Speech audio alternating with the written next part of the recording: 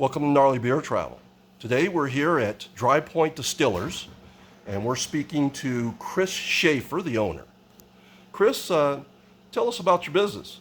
Well, we've been in operation since we're just over our 6-year mark, and we opened in October 2000. And so we've been making craft spirits in the back and doing cocktail bar up front, and now we've added food a couple years ago, and that's going well. We try to keep people entertained with music and trivia and different events that we host on a weekly basis. Awesome. What exactly are your hours? We're open right now. We're open Thursday from 4 to 10 p.m.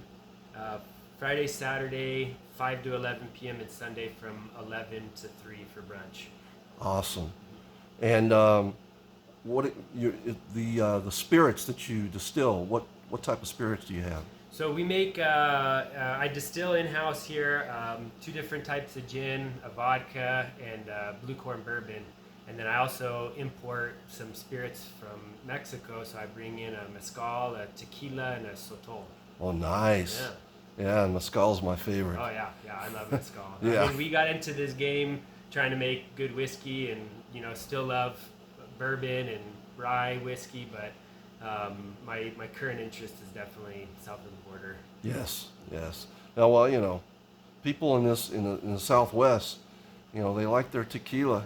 Yeah, and tequila is good, but I definitely prefer mezcals, because there's so many more varieties of cactus that you can produce spirits from, and tequila is just one type, and there's just a huge variety of great agave spirits out there. So Exactly. We're just trying to bring up what we like.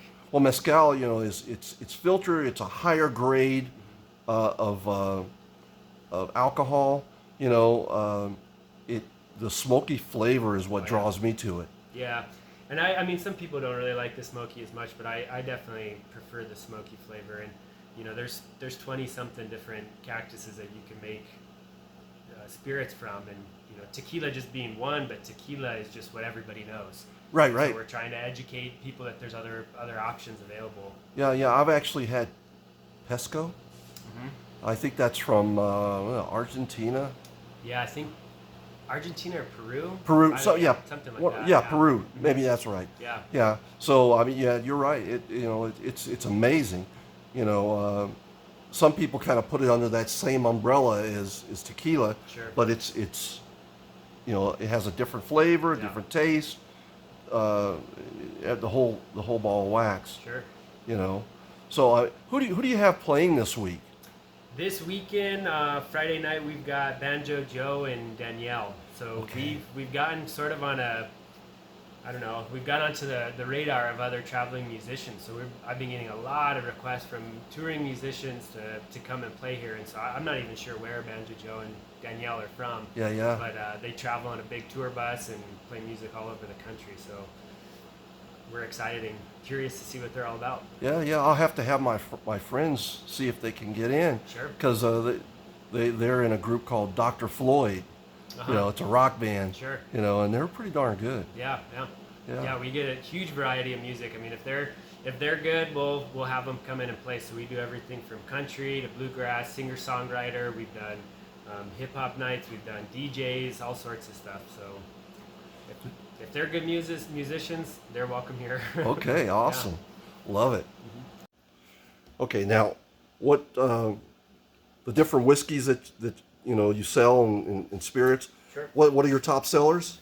So the dry smell bourbon whiskey is going to be our top seller. This is a contract distilled whiskey. I don't produce it in-house. We just sell way too much of it for me to keep up on. But this is the whiskey that we started out the distillery with while my blue corn was still aging in the barrels.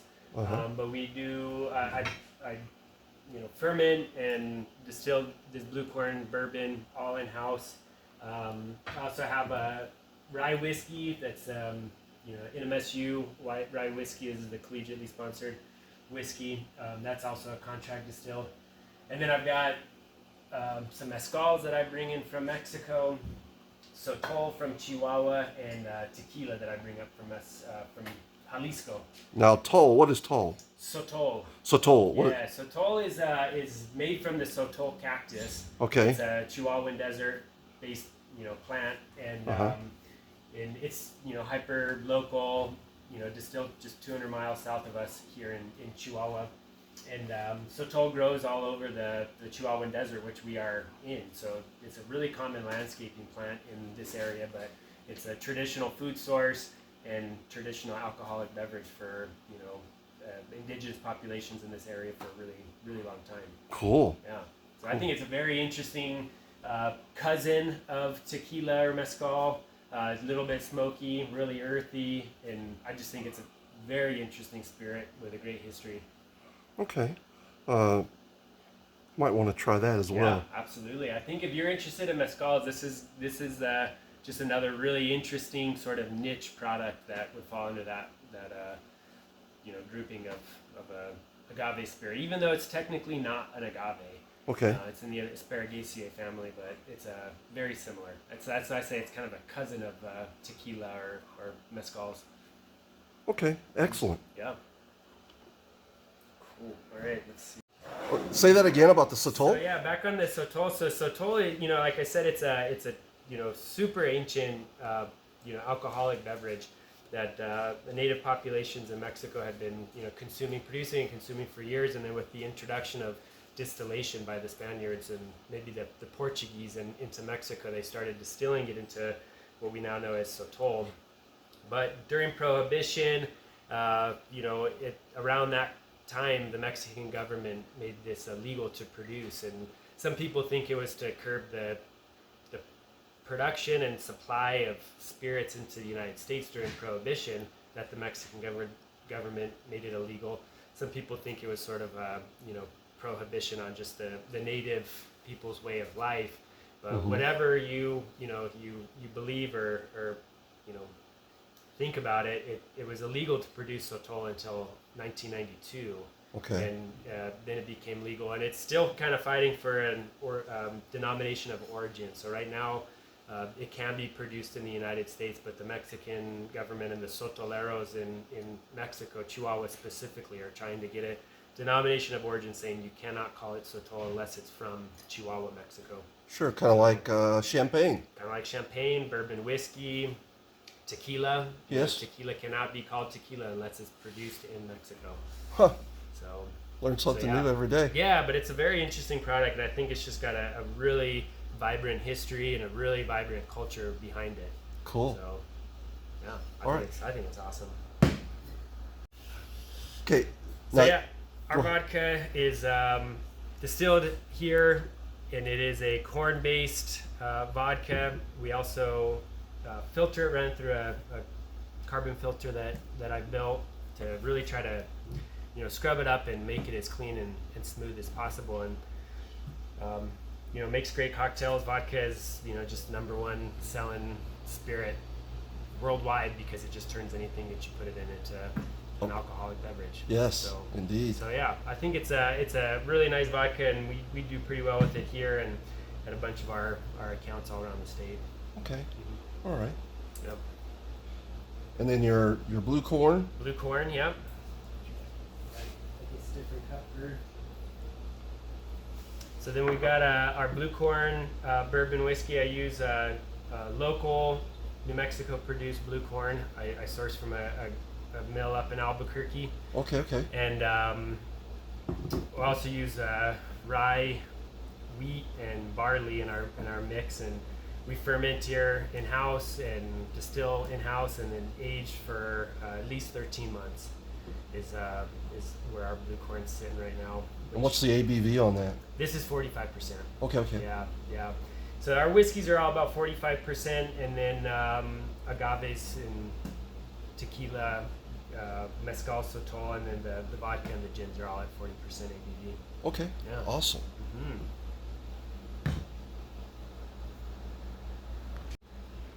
Okay. And you were saying that you have sotol. Yep, sotol from Chihuahua, Mexico, and I've got a nice relationship with the distillery down in Chihuahua. Sotol's it's a sustainable production. So when you cut the sotol cactus to use it to ferment and distill, the cactus ends up growing up again. And so it's a sustainable practice. This is an artisanal product, meaning that it's part mechanized, part, you know, I guess hand labor to produce it. Sure. And these folks have been producing it for, I think, 3 generations at the same, they call them vinatas, the big ranches where they are able to harvest and ferment and distill the sotol. Sure. And it's just right outside of Chihuahua City in a community called Aldama.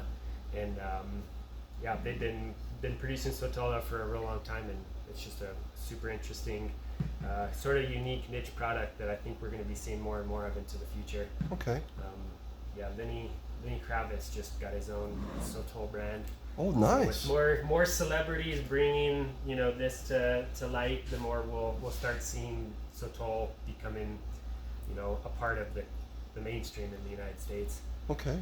And then lastly, we've got our mezcal. This is coming from Durango, Mexico. So typically mezcals are from farther south of Mexico, like in Oaxaca area, and so that would be maybe the heartland of the mezcals. But this one's from Durango. This is Agave duranguensis, all wild harvested. This particular cactus, as with most mezcals, do not take to cultivation, so they're all typically wild harvested.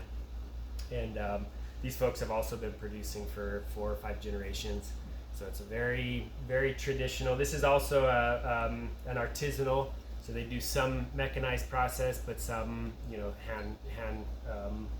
hand labor to produce the final spirit. So it's really smoky, sweet, vegetal. I think this is my number 1 favorite spirit I have ever tasted. So I'm really happy to have it Awesome. at my bar. Awesome. All right. Well, now we're going to try the vodka first. Cheers. Smell it. Take a taste.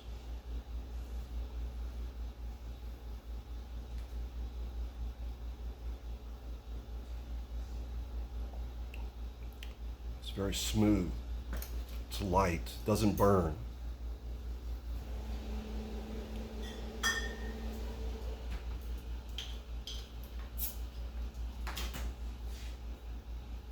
It's very nice to the taste.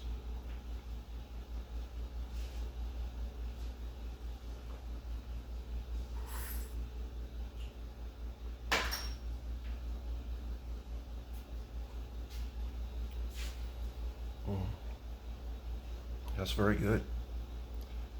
I recommend it.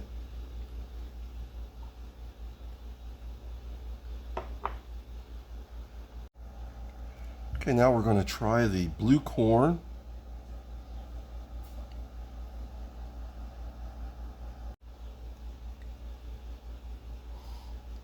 Smell it. Has a nice whiskey smell to it. I like the light color.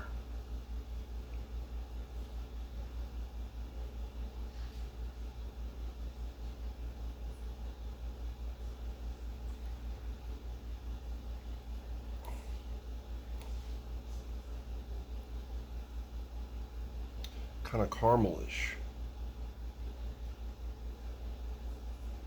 Again, very smooth.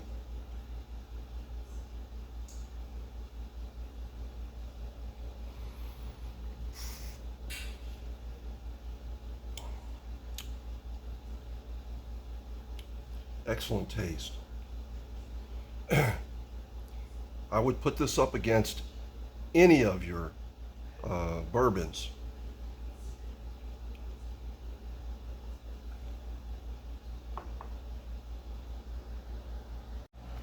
Next, we're going to try the sotol.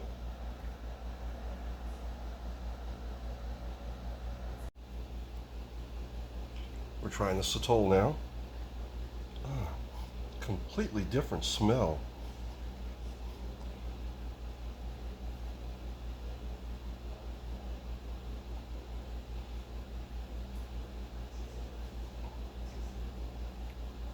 It's unlike anything I've ever had before.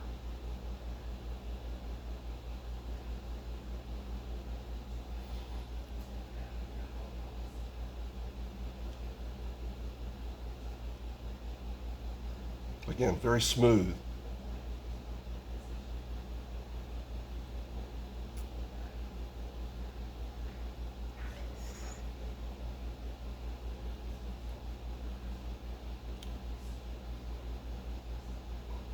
Doesn't burn in the slightest bit.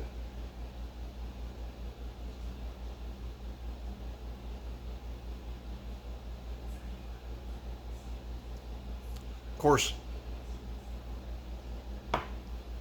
you'd want to come here to Dry Point Distillers. Uh, I'd recommend like on a Friday night or Saturday night in order to truly absorb the ambiance of the establishment with the music and definitely the food. The food here is just absolutely breathtaking.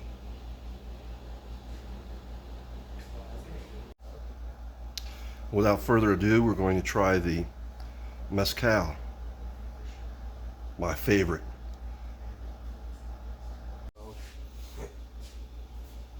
Oh, fragrant.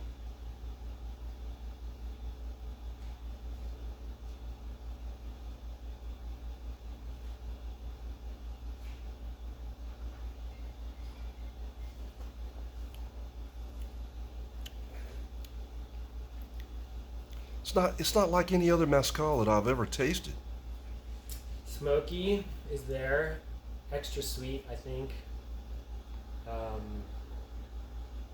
And it's interesting how it changes there's some slight nuances batch to batch when I get them, just depending on when the cactus is harvested, what time of year it is, how much rainfall they've been getting. It kind of changes the basic flavor from maybe a little earthier to a little bit more fruity. There's been some batches that have been really strong in watermelon flavor, some batches that are a little bit more earthy, like maybe leaf matter. What would you say this would be strong as? Because it's something altogether different. Yeah, no, I think it's really unique just because it's it's from so far north in the country. Usually like Oaxaca is subtropical, and the climate up in Durango is a little bit more semi-arid, and so they get wet season, and then they get drier season, and where farther south in Oaxaca it's just kind of a little bit more humid and a little more tropical. So it's a different beast for sure. Mm-hmm. And maybe bees have something to do with maybe pollination. And well, I think that the main pollinator on the agave plants is the long-tongued bat. Okay. And so it's mainly a bat pollinated species, and so That's interesting. yeah. And so this is fairly far north. There's some other mezcals that are from like Bacanora. Have you ever had Bacanora? That's from Sonora. So No. a little bit more, another more, significantly more arid plant. Bacanora would be, that's Agave pacifica. Okay. So that's, San Carlos area is where you should go search out, good Bacanora. Okay. And that's another very, very unique, very interesting spirit. Okay. Yeah. Yeah, I'll have to make it a point of doing that because A bourbon tour in Kentucky or Tennessee would be phenomenal, but I think a mezcal tour of Mexico would be a lot more entertaining, a lot more adventurous. yes, Yeah. it's definitely going to be on my list of things to do. Yeah. Thank you very much, Chris. Yeah, of course. Glad having you. Okay, Chris, tell us, exactly, within reason, without, telling your trade secrets, how you go about distilling. Sure. Well, so I've got 4 different stills set up, and I'm a pretty small distiller as far as other distillers in the state and the country. I kind of jokingly refer to myself as a nano distiller, not a micro distiller. My whiskey stills, I can only do 45-gallon batches at a time, so it's pretty small batch, all single barrel, super hands-on. So my I'm involved with every step of the process, from procuring grains to cooking the grain, fermentation, distillation, barreling, bottling, all of it. And so it's nice because I can run one still with blue corn bourbon while I'm also running vodka, while I'm also running gin. And so that's sort of the benefit of having multiple small stills. And even with this, kind of small setup, we produce about 3,000 gallons of spirits per year. Wow. Which is, a decent amount for just being sort of a one-man operation. Sure. And so, it's nice having the, versatile fractionating stills, because I can adjust the configuration of each still depending on what I'm producing. And each still only produces one thing, so I don't, cross-contaminate a vodka still with any bourbon, or a gin still with any vodka, for instance, to try to keep each spirit pretty, clean and pretty, stable, and as far as the flavor goes. Sure, that's important. Yep, and then we do. It's kind of hard to see here, but I do all my aging in 30-gallon barrels to speed up. You can't really speed up time, but you can get some aspects of aging as far as color and flavor and aroma goes a little quicker in smaller sized barrels. Mm-hmm. Plus, I can, me and one other person can lift these 30-gallon barrels by hand. I don't have any equipment to lift the barrels. Yes. Move the barrels around, so it's sort of by requirement that I age in smaller sized barrels. But yeah, we do a lot of all of our production is done right here in this room. Bottling and labeling, all of our warehousing is done right here. 900 square feet is what Yes. I've got. So Awesome. My tours are pretty abbreviated, but we always can talk and taste and enjoy our time when we do tours back here. Awesome. Thank you again. Yeah.